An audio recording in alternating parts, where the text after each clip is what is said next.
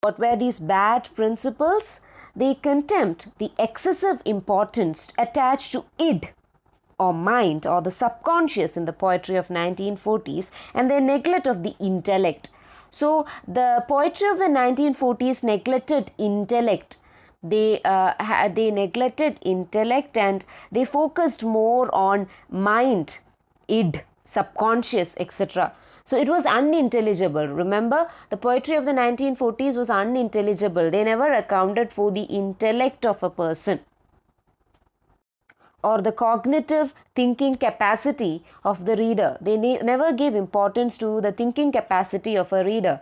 Instead they gave more importance to the subconscious mind, and they contemned this excessive importance attached to mind or the subconscious in the poetry of the 1940s, and their neglect of the intellect.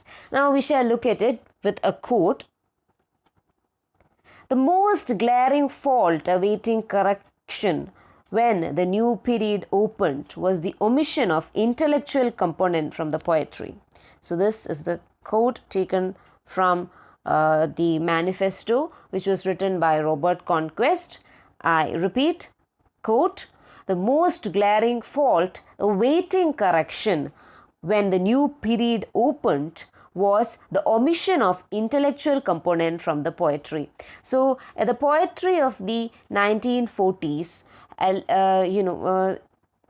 lagged intellectual component. It lagged intellectual component. It lagged reason.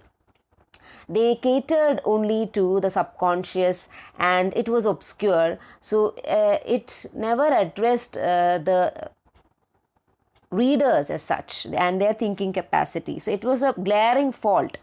The most glaring fault awaiting correction, which was ready to be corrected when the new poetry opened, was the omission of intellectual component from the poetry. A poetry should not be made unintelligible. It should not be made obscure. In order for stylistic innovations and for keeping up with the avant-garde, poetry should not be made unintelligible. Poetry should not be made, it should always address the intellect. It should always address the thinking capacity of the reader. So it should never omit the intellectual component. Hence, it was a fault that had to be rectified, said Robert Conquest. Now the major themes of movement poetry. Moving on to the major themes. The New Lines poets laid emphasis on real against the ideological and rational against the merely emotional or instinctive. Again, a strong critique against the poetry that existed in the 1930s as well as the poetry that existed in the 1940s. The New Lines poets laid emphasis on the real. They gave importance to the real against the ideological. They wanted to portray things as such. They wanted to portray the real rather than portraying the ideological. That is a domain of ideas and isms. So they wanted to focus on the real, the reality, rather than on ideology. And they focused on rational, that which can be questioned by reason, that which can be understood with the help of reason. So their poetry was rational, and they wrote against the merely emotional or instinctive poetry. See, a poem like Poem in October is an instinctive poetry. The poet wakes up one fine morning, it is his birthday, and he writes about his village, the atmosphere in which he lived, about the weather conditions, how he goes to a mountain and observes everything. So it is highly emotional and instinctive. So they were against instinctive and emotional, merely emotional poetry, and they focused on rationality. It is there you need to focus on rationality. It should always address the intellect and the reason of the reader. The poems show an individual man in all his conditions, showing pity, indignation for his suffering, and faith in his innate dignity. So, the man who is represented in the poems written by the movement poets is an individual man in all his conditions. He is not romanticized in any manner. See, in Poem in October, we see the poet himself, and his childhood has been romanticized to such an extent that we feel that if we were there in that place, we could feel all these things, right?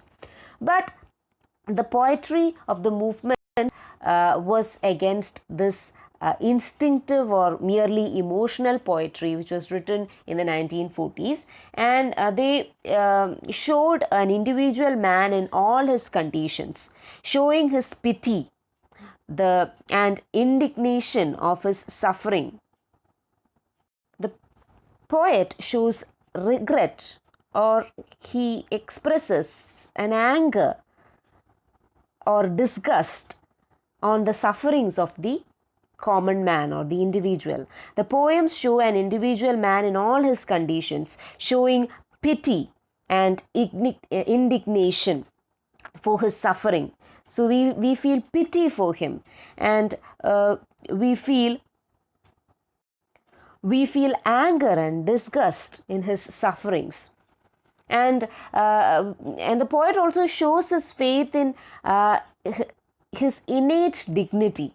So even if a man goes through a lot of condition, even if he goes through a lot of suffering in his life, there is an innate dignity which is there within each and every person, right? There is an innate dignity which is there, and the poets tend to project this innate dignity within the human beings. So the poems show an individual man in all his condition, showing pity and indignation, that is disgust towards his suffering, and faith in his innate dignity. And the poet has not yet lost his faith in the man's innate dignity. Each and every man has got an innate dignity within him.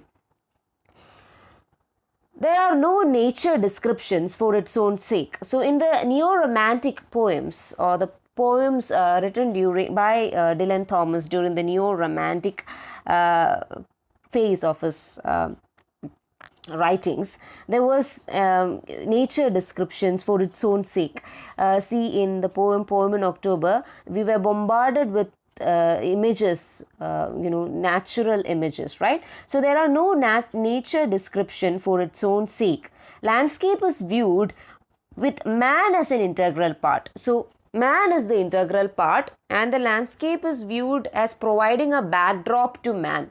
മനുഷ്യനാണ് അവിടെ importance ഉള്ളത്. Man is given the integral part, and the backdrop or the background or the landscape is only a backdrop to the man. The landscape only provides a backdrop for the man. The landscape is viewed with man as the integral part. It's like watching a play, unfold in the stage, where the focus is on the actor, the focus is on the individual, and the landscape provides just as a backdrop or a background to the in this case to the individual who is represented in the poems. We shall see a poignant picture of how this goes in church going. We shall see it wonderfully being expressed in church going. Now, the poetry of the movement differed from the poetry of the 30s in that it was not written under the influence of any theoretical systems. It was not ideological, as I said earlier.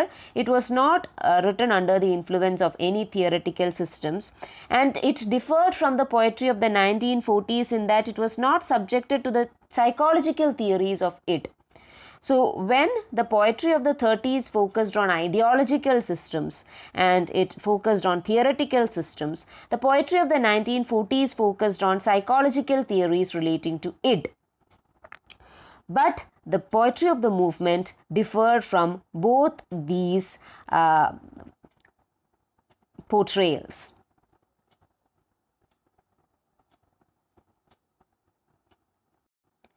As critic G.S. Fraser observes, The poetry of the movement on the whole was a poetry of moderation and rationality. It was a poetry of moderation in the sense that it was not extravagant. It didn't contain any excesses of ego, superego, consciousness, modernity, or stylistic innovations. It didn't contain any of those excesses that was there in modern poetry.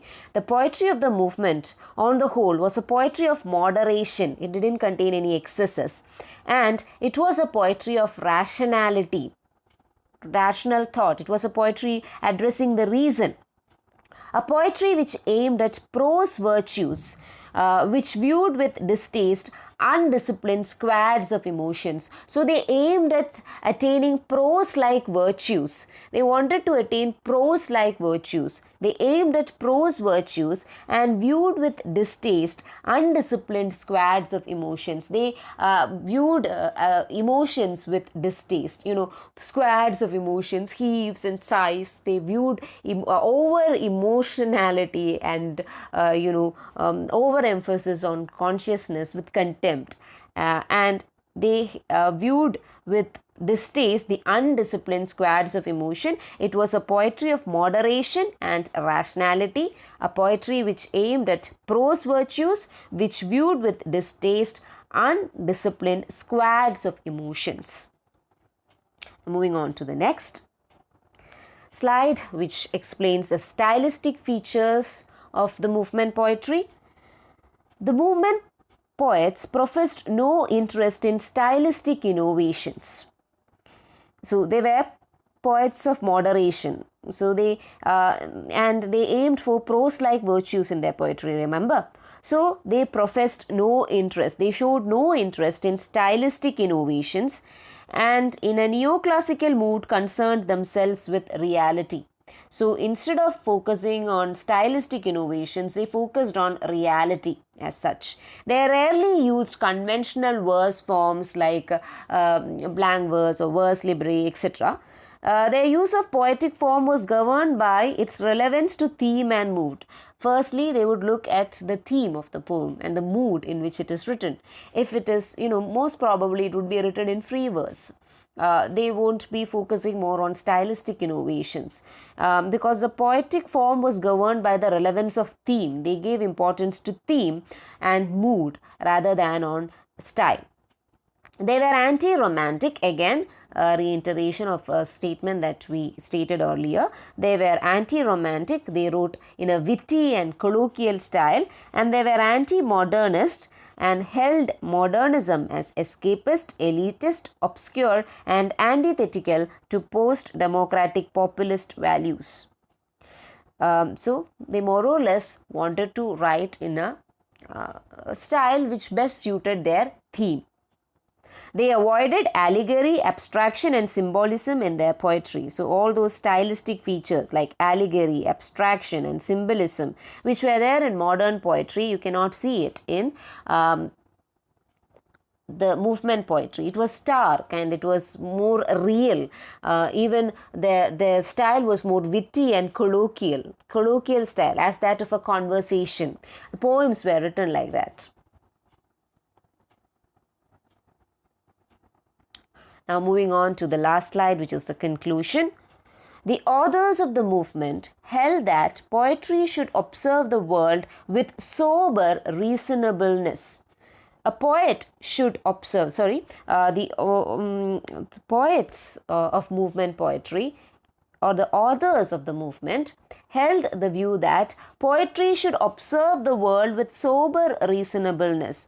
That is, you need to observe the world in a clear-headed way with reason.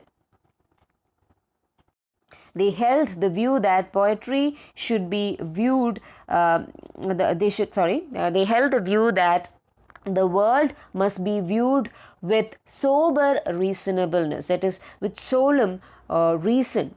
You need to view the world with reason.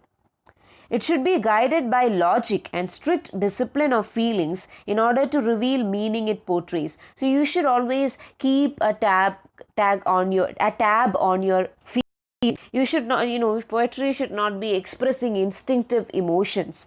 You should always try to discipline your feelings. It should be guided by logic and strict discipline of feelings in order to reveal the meaning that it portrays. In order to reveal the meaning of poems, you need to guide your thoughts, you need to guide your emotions, and poetry should be guided by logic. It should be guided by reason. Remember, they gave importance to intellect.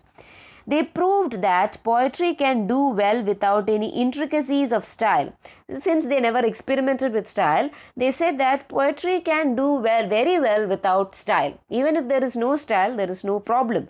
They proved that poetry can do very well without any intricacies of style and chaos of emotions and inflation of the poet's subjective self to cosmic dimensions. So when a poet tries to project his self into cosmic dimensions, as can be seen in the surrealist poems, where the poet always tries to express his consciousness, subconscious mind, and it is like an explosion of his cosmic universe. It's like an explosion of his thought processes. It should not be like that. Poetry should not be like that.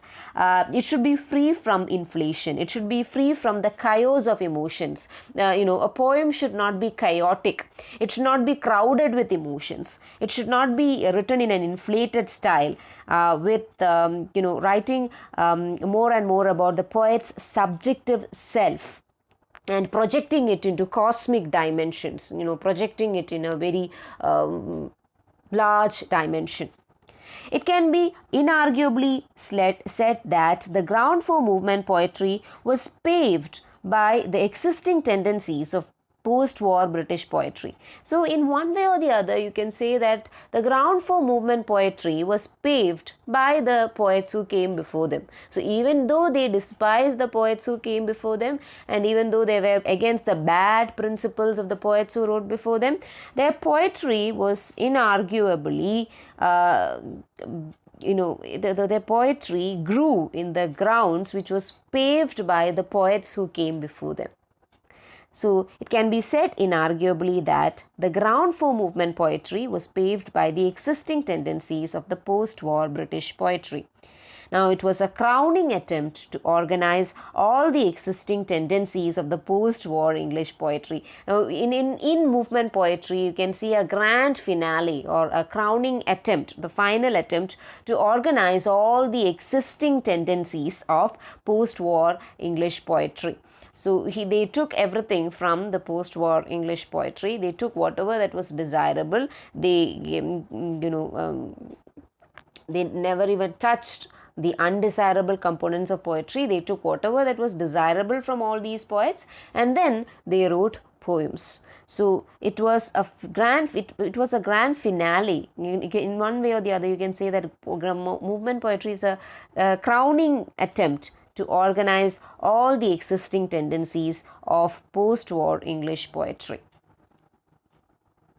Now, before closing today's lecture, I would like you to listen to the poem Church Going as read by the poet Philip Larkin. But before that, let's take a look at the major poetry collections which was brought about by the New Lines poet or the movement poets. The first poetry collection, as you may now know, is The New Lines, which was published in 1956, which was edited by Robert Conquest. Then came A Case of Samples, which was published in 1956 by Kingsley Amis. And even before the publication of New Lines in 1955, the year is very important because this is a very famous collection, The Less Deceived, which was written by Philip Larkin, written and compiled by Philip Larkin. It is his collection of poems, The Less Deceived. The title is taken from Hamlet, from Ophelia's speech. She is less deceived. Sorry. The Less Deceived, the title of the poetry collection is an inversion of Ophelia's speech. When Hamlet says to her that he never loved her, it comes as a shock to Ophelia, and she says that I was more deceived. And this less deceived is an inversion to that statement made by Ophelia. She says, I was more deceived, because she was the one who felt like Hamlet loved her, and it drove her to insanity. So she says that I was more deceived. And the less deceived is an inversion of the statement made by Ophelia. Maybe he is making a statement by saying that the poets living in the post-World War generation in general were less deceived by the politicians, by the ideologies, etc. Now, another title or another poetry collection that came in 1956, that came out in 1956 is Bread Rather Than Blossoms by D.J. Enright. See, even in the title itself, it is quite stark. They've focused more on realities of life. Bread Rather Than Blossoms, written by D.J. Enright.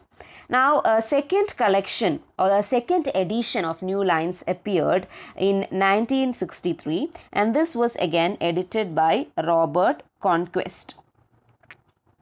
The second edition was again edited by Robert Conquest, and it appeared in 1963. And so the second edition, which came out in 1963, New Lines second, had the poems written by a new poet called Roy Fuller. So his poems were also included along with the poems of the 9 poets mentioned before.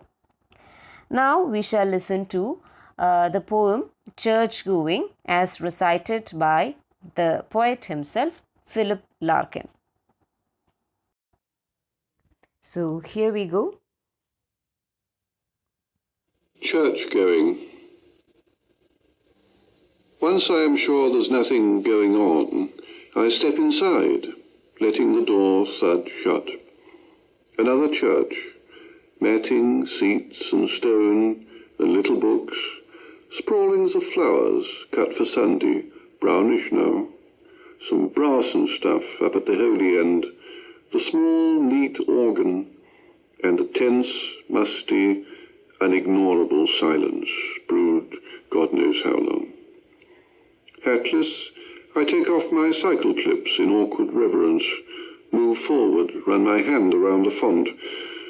From where I stand, the roof looks almost new, cleaned or restored.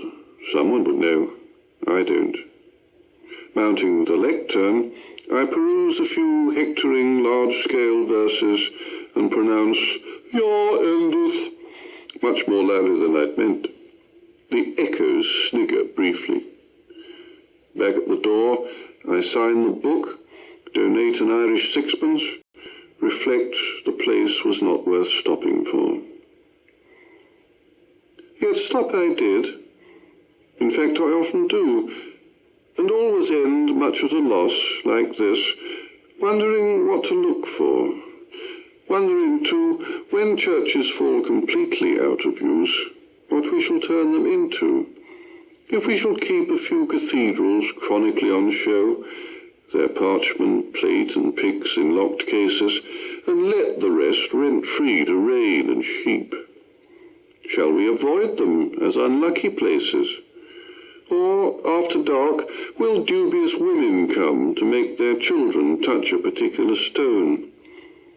Pick simples for a cancer, or on some advised night see walking a dead one. Power of some sort or other will go on, in games, in riddles, seemingly at random. But superstition, like belief, must die. And what remains when disbelief has gone? Grass, weedy pavement, brambles, buttress, sky, a shape less recognizable each week, a purpose more obscure. I wonder who will be the last, the very last, to seek this place for what it was. One of the crew that tap and jot and know what rude lofts were? Some ruin bibber, randy for antique, or Christmas addict, counting on a whiff of gown and bands and organ pipes and myrrh? Or will he be my representative, bored, uninformed, knowing the ghostly silt dispersed, yet tending to this cross of ground through suburb scrub, because it held unspilt so long and equably what since is found only in separation, marriage and birth and death, and thoughts of these, for which was built this special shell. For though I've no idea what this accoutred frowsy barn is worth, it pleases me to stand in silence here. A serious house on serious earth it is, in whose blent air all our compulsions meet, are recognized and robed as destinies. And that much never can be obsolete, since someone will forever be surprising a hunger in himself to be more serious, and gravitating with it to this ground, which, he once heard, was proper to grow wise in, if only that so many dead lie round.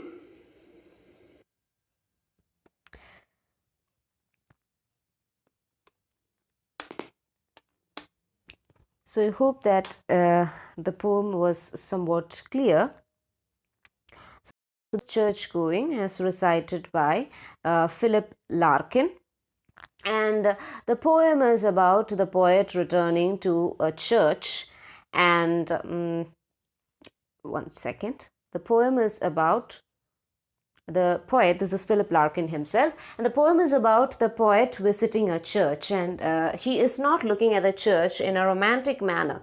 If this poem was written by Dylan Thomas, he would have written about the natural imagery and the scenes. He would have described it in detail. But here the man is set against the environment. The church provides just as a backdrop for the poet. He just observes the church, and he's not observing it in a romantic manner or anything. He's not talking about the spires or about the benches or anything, but he's just contemplating on who the last persons to visit the churches would be. And he says that the only purpose of the church is, nowadays people conduct marriages, and people conduct baptism and all those ceremonies in churches. But will it become obsolete? That is his question. Who will be the last person to visit a church, and what would be his intention? And he even comes up with many alternatives. He says that it might be a dubious woman who is, who wants some kind of a supernatural power to cure his sons or daughters, or it might be a person who is a rag picker, who is a randy for antics, visiting the church to loot some antique thing that was there in the church. And when he stops in the church, he even says at the beginning that he stopped there in awkward reverence. That is, he's not familiar with the environment of the church. Maybe he was not a regular churchgoer. And he says that I remove my paper clips in awkward reverence. Now, when you enter temples, you usually pay respect to God by removing your shirt, or women might bow their heads like that. You show respect to God, right? And you remove your sandals and enter the church or temple. Like that, he enters the church by removing his coat clips, he says. And cycle clips, he says. So that is his way of showing reverence. He does not even know how to show reverence, or even the way in which he touches the font, which is, when you visit a church, you might be familiar with a font which is kept outside. There will be some water, holy water in it, and you just touch it and place it in your eyes. That is the way in which you enter a church. So there is similar font there, and he enters the church, and he then goes near to the Bible, which is kept there in a lectern, that is in a stand, and he peruse, or he go through the lines that are written in the Bible, and he just says, here endeth. That is again, he does not know how to say certain, he does not know anything about being irreverent towards God. So there is an irreverence which is looming large in this poem. He just mocks everything. Even reading Bible, he's gently trying to mock it by saying here and it, which was not at all necessary from his part. And after that he says that this was never a place worth stopping for, and he never wanted to visit a church ever in his life, and this was just out of curiosity that he visited the church. And finally he comes to a conclusion that, well, this was not a place which was worth stopping for. And then that it is in the second part that he contemplates about who will be the last person who visits the church. And so in total, this can be considered as anti-modernist. The poem uses a lot of witty expression, colloquial expressions. It is written in the form of a prose-like, it has a prose-like quality, right? Like a conversation, it moves forward. And another thing that you need to take note is that this is not at all romantic. There is a background. The church he is describing the church, but it is set as a backdrop against the visitor who has lost faith in religion. So this was a holy place, he says that this was a holy mount, but since a person has lost faith in his religion, he no longer sees the significance of a church. He is no longer considers church as a significant place. So it shows the person's, in a way he is separated from all these things.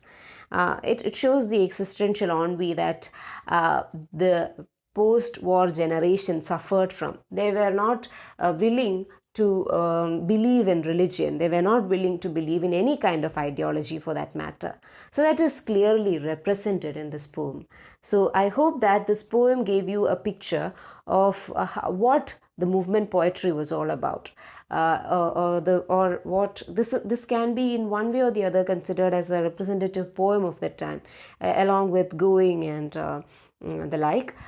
So this particular poem is considered as, though we say that there is no one representative poet in 1950s, this poem in one way or the other encompasses the spirit of the movement poetry.